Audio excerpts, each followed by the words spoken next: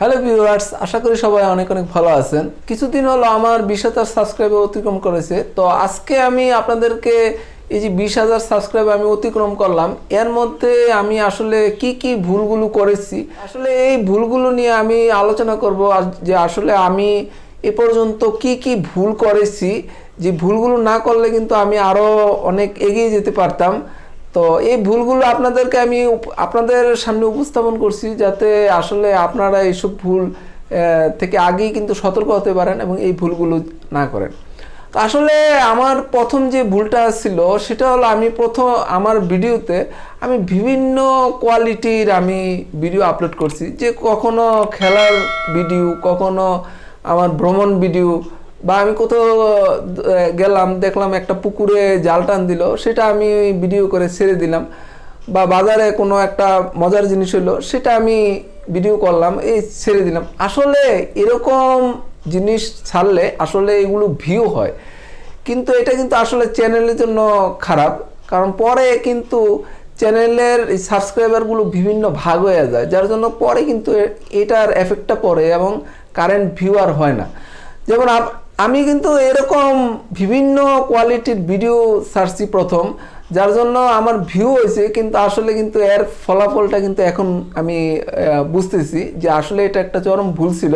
তো যেমন আমি যদি এখন মনে করেন আমি একটা আমার চ্যানেলে স্পোর্টসের কিছু ভিডিও ছাড়লাম, তাইলে আমার চ্যানেলের এই ভিডিওগুলো দেখে যে যারা খেলাধুলা পছন্দ করে তারা সাবস্ক্রাইবার করলো, কিন্তু আমি আবার যদি অন্য একটা ভিডিও যেমন ভ্রমণ ভিডিও ছাড়লাম, কিন্তু এই সাবস্ক্রাইবাররা কিন্তু এই ভিডিও পছন্দ করবে না। তো ভ্রমণ ভিডিও যারা তারা সাবস্ক্রাইবার করবে এবং তারা কিন্তু এরকম ভিডিও চাবে।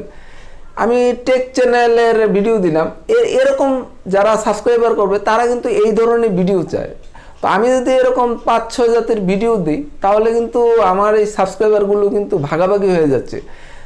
তো আমি যখনই মনে করেন আমি একটা টেক ভিডিও দিলাম, কিন্তু দেখা গেছে আরও 4-5 জাতের যে সাবস্ক্রাইবার আছে তারা কিন্তু আমার এই টেক ভিডিওটা দেখবে না, যার জন্য কিন্তু এই ভিউ কিন্তু অনেক কম হয়। তো এটা একটা ভুল ছিল।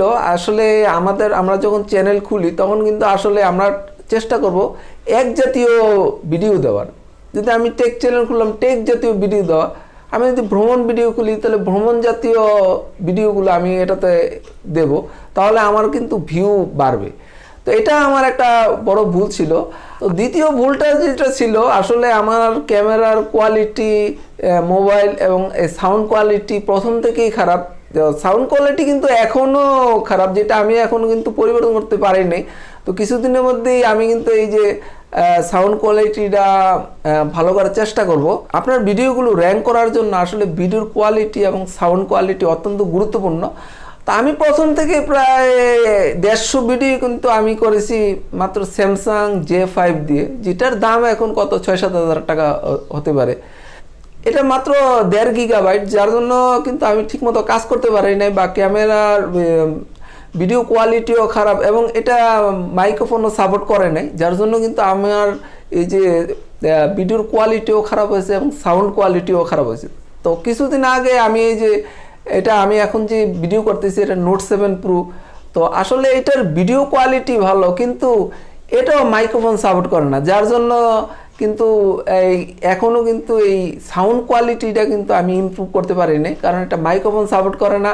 এখন ওপেন ক্যামেরা অথবা জিকেম দিয়ে এটাকে জোর করে মাইক্রোফোন সাপোর্ট করানো হচ্ছে, কিন্তু তারপরেও কিন্তু এটার সাউন্ড কোয়ালিটি ভালো হচ্ছে না।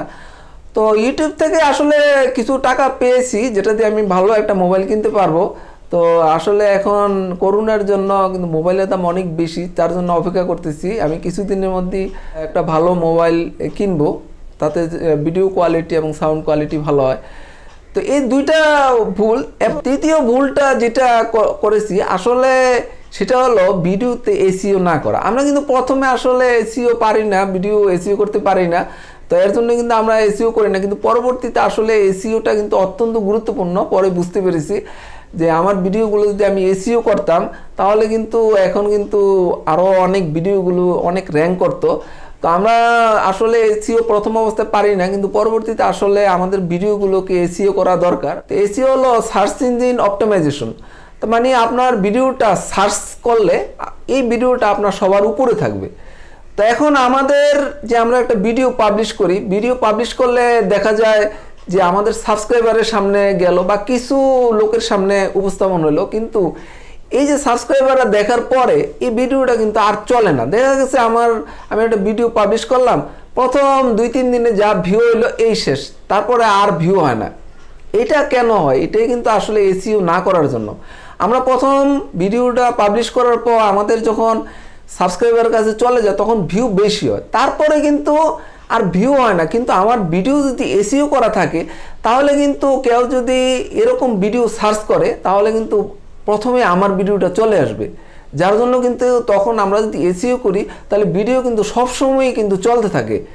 যে ভিউ কম হলো কিন্তু সব সময় হবে। দেখা গেছে আপনার একটা ভিডিও আপনার পাবলিশ করার পর দেখা গেছে 500 ভিউ হইলো, 2-3 দিনের মধ্যে 500 হলো, কিন্তু দেখা গেছে আর 1 মাস পরেও দেখা গেছে 10টা ভিউ হলো না। আসলে ওই এসইও না করার জন্য। আপনার ভিডিও যদি আপনি এসইও করে ছাড়েন তাহলে দেখা যায় সব সময় প্রতিদিনই আপনার 15-20টা 50টা ভিউ হবেই। কারণ আপনার এই যে কেউ যদি এরকম ভিডিও সার্চ করে তো আমাদের প্রথমেই কিন্তু এই ভিডিওগুলো প্রথমে শো করে। যদি প্রথমে আমরা কিন্তু যখন ইউটিউবে আমরা গুগলে যে কোনো জায়গায় আমরা যখন সার্চ করি প্রথমে যে ভিডিওগুলো শো করে আমরা কিন্তু এর মধ্যে বেছে একটাতে ক্লিক করে দেখি।